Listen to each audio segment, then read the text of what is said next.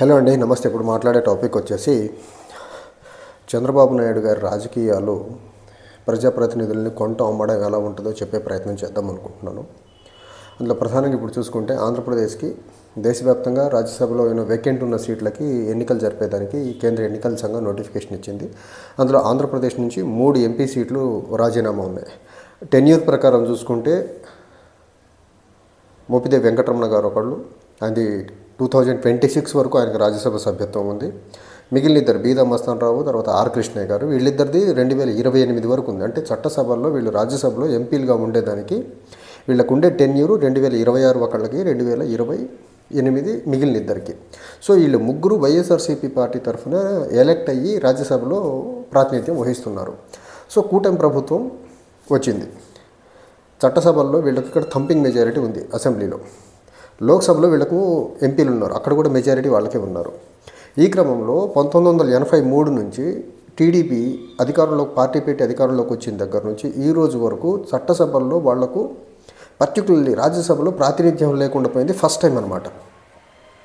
So దాన్ని digest చేసుకోలేని చంద్రబాబు నాయుడు గారు ఏం చేశారంటే, 3 రాజ్యసభ ఎంపీలు వైసీపీకి సంబంధించిన వాళ్ళని బై హుక్ ఆర్ క్రూక్ ఎలానో తెలియదు కానీ 3తో రాజీనామా చేయించారు. అవసరం లేదు, వాళ్ళు రాజీనామా చేయాల్సిన ఆవశ్యకతే లేదు, వాళ్ళ టెన్యూర్ అప్పటి వరకు ఉంది.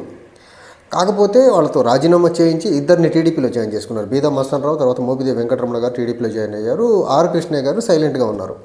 ఈ క్రమంలో 2019లో చంద్రబాబు నాయుడు గారు అసెంబ్లీ ఎన్నికల్లో ఓడిపోయిన తర్వాత అతనికి ఉండే 4 రాజ్యసభ సభ్యులు ఉన్నారు. అప్పటికి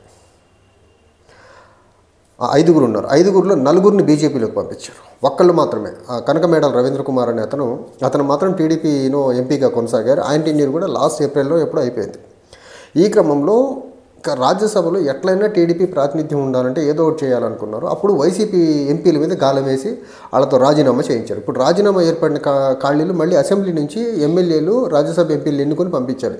ఈ క్రమంలో అసెంబ్లీలో టీడీపీకి మెజారిటీ ఎక్కువ ఉంది, కూటమికి మెజారిటీ 164 మంది ఎమ్మెల్యేలు కూటమి తరఫున ఉన్నారు. కాబట్టి జగన్మోహన్ రెడ్డి గారి తరఫున 11 మందే ఉన్నారు. ఆ 11 మందితో రాజ్యసభ ఎంపీ గెలిచి ఆయన సంఖ్యాబలం లేదు. ఇప్పుడు దాన్ని బేస్ చేసుకొని చంద్రబాబు నాయుడు గారు ఎలాగో వైసీపీ నుంచి ఆయన ప్రాతినిధ్యం ఉండబోదు కాబట్టి, ఎలక్ట్ అయ్యేదానికి ఎమ్మెల్యేల స్ట్రెంత్ లేదు కాబట్టి వాళ్ళతో రాజీనామా చేయిస్తే 3 టీడీపీ వాళ్ళ, లేకపోతే 2 టీడీపీ, ఒకళ్ళు జనసేన, లేకపోతే టీడీపీ ఒకటి, జనసేన ఒకటి, బీజేపీ ఒకట, లేకపోతే ఎలా కాంబినేషన్ ఎలా అయినా సరే చట్టసభలో పర్టికులర్లీ రాజ్యసభలో టీడీపీ ప్రాతినిధ్యం ఉండాలని కంకణం కట్టుకున్న చంద్రబాబు నాయుడు గారు నయానో భయానో కొన్నారో ఏం చేశారో తెలియదు కానీ 3 ఖాళీలు ఏర్పరిచి ఆంధ్రప్రదేశ్ రాష్ట్రం నుంచి 3 రాజ్యసభ ఎంపీలు అయితే ఎన్నిక జరిగేదానికైతే పూనుకున్నాడు. ఈ క్రమంలో చంద్రబాబు నాయుడు గారి నేపథ్యం చూసుకుంటే 93లో పార్టీ లాక్కున్నారు, ఎమ్మెల్యేని లాక్కున్నారు. ఫస్ట్ ముఖ్యమంత్రిగా గద్దె దింపేశారు రామారావు గారిని, తర్వాత పార్టీని లాక్కున్నారు. తర్వాత ఒక 9 సంవత్సరాల పాటు ముఖ్యమంత్రిగా ఉన్నారు ఆయన, 10 సంవత్సరాల అపోజిషను. 2014లో గెలిచిన తర్వాత కూడా ఇదే పంద, వైసీపీ ఎమ్మెల్యేని లాక్కున్నారు, కొద్దిమంది మంత్రులను కూడా చేశారు రాజ్యాంగ విరుద్ధంగా, కొద్దిమంది లోక్సభ ఎంపీలని లాక్కున్నారు వైసీపీకి సంబంధించిన వాళ్ళని. ఇదే తంతు. అప్పుడు కూడా చంద్రబాబు నాయుడు గారు అధికారంలో ఎప్పుడుంటే వేరే పార్టీకి సంబంధించిన చట్టసభ్యుల్ని కొంటము, వాళ్ళ బుట్టలో టీడీపీ బుట్టలో వేసుకోవడం తప్ప చంద్రబాబు నాయుడు గారు రాజకీయాన్ని నిజాయితీగా ఒక ట్రాన్స్పరెంట్గా చేసే పరిస్థితే కనపట్టలేదు. అంటే ఇక్కడ మనం ఇంకోటి చూడాల్సింది ఏంటంటే 1983 నుంచి టీడీపీకి రాజ్యసభలో ప్రాతినిధ్యం లేకుండా ఎప్పుడూ దాఖలాలు లేవు. ఫస్ట్ టైం 2019లో జగన్మోహన్ రెడ్డి గారిని వీళ్ళని చిత్తుగా ఓడించిన తర్వాత ఎమ్మెల్యేల సంఖ్యాబలం లేదు కాబట్టి ఇక్కడి నుంచి గెలిచేదానికి రాజ్యసభలో ప్రాతినిధ్యం లేకుండా అయిపోయింది. సో దాన్ని బేస్ చేసుకొని ప్రాతినిధ్యం లేకపోతే పార్టీ పరువు పోయేలా ఉందని ఫీల్ అయిన చంద్రబాబు నాయుడు గారు 3 నేర్కున్నారు. 3తో సక్సెస్ఫుల్గా రాజీనామా చేశారు. చట్టసభలకు వెళ్ళేదానికైతే 3ని పంపించేదానికైతే ఇప్పుడు ప్లాన్ రెడీ చేస్తున్నారు. ఆ 3 ఎవరు? కొన్ని సామాజిక సమీకరణాల దృష్ట్యా ఏమైనా డిప్రైవ్డ్ సెక్షన్స్ ఆఫ్ ద సొసైటీకి ఇస్తారా? ఇప్పుడు మా రాజీనామా చేసిన 3 వ్యక్తులు బీసీలే, 3 బీసీలకు ఇస్తారా? లేకపోతే కింద deprived sections of the society నుంచి ఇస్తారా? లేకపోతే ఆయన సొంత సామాజిక వర్గానికి సంబంధించిన వాళ్ళకి ఇచ్చుకుంటారా? లేకపోతే జనసేనలో పవన్ కళ్యాణ్ గారి క్లోజ్ ఎయిడ్స్కి, లేకపోతే పవన్ కళ్యాణ్ గారి కుటుంబ సభ్యులకి ఇచ్చుకుంటారా అనేది తెలియదు ఇంకా. ఈ క్రమంలో చట్టసభల్లో 3 బీసీలతో రాజీనామా చేయించి పర్టికులర్లీ రాజ్యసభలో ఎవరిని పంపుతారనేది కీలకం. ఇప్పుడు ఇక్కడ ఖచ్చితంగా నేను అనుకోవడం ఆయనకు అనుకూలంగా ఉండి ఆయన సామాజిక వర్గానికి సంబంధించిన వాళ్ళు లేకపోతే జనసేన నుంచి ఒకళ్ళని పంపేదానికి ఆస్కారం ఉంది. మేబీ బీజేపీ ఎవరికన్నా కేంద్రంలో ఉన్న సీనియర్ లీడర్స్ బీజేపీలో ఎవరన్నా ఉండి వాళ్ళకి రాజ్యసభలో అకామిడేట్ చేయాలనుకుంటే వాళ్ళు ఏమైనా రిక్వెస్ట్ పంపితే ఒక సీటు బీజేపీకి ఇచ్చేదానికి ఆస్కారం ఉంది.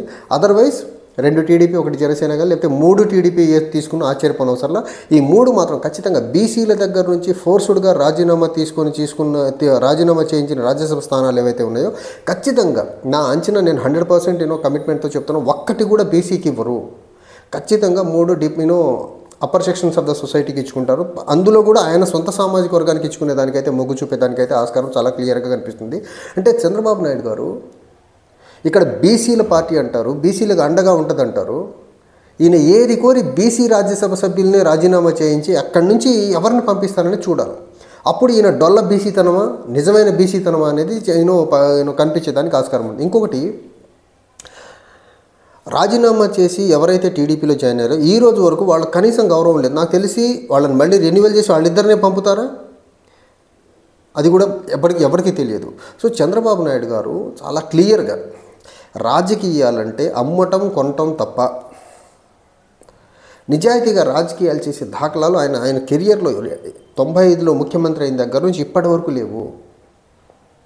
అని మనం ఆయన రాష్ట్రం విడిపోయిన తర్వాత తెలంగాణలో శాసనమండలి ఎన్నికలు జరుగుతున్నప్పుడు సాక్షాత్ ఇక్కడ ఎమ్మెల్యేకే డబ్బులు ఎరేసి వాళ్ళ టీడీపీ అభ్యర్థికి అనుకూలంగా ఓటేసేదానికి పూనుకున్న వ్యక్తి రెడ్ హ్యాండెడ్గా దొరికిపోయిన రాత్రే హైదరాబాద్ నుంచి అమరావతికి మార్చేసిన వ్యక్తి అతను. సో చంద్రబాబు నాయుడు గారు రాజకీయాలంటే చాలా క్లియర్గా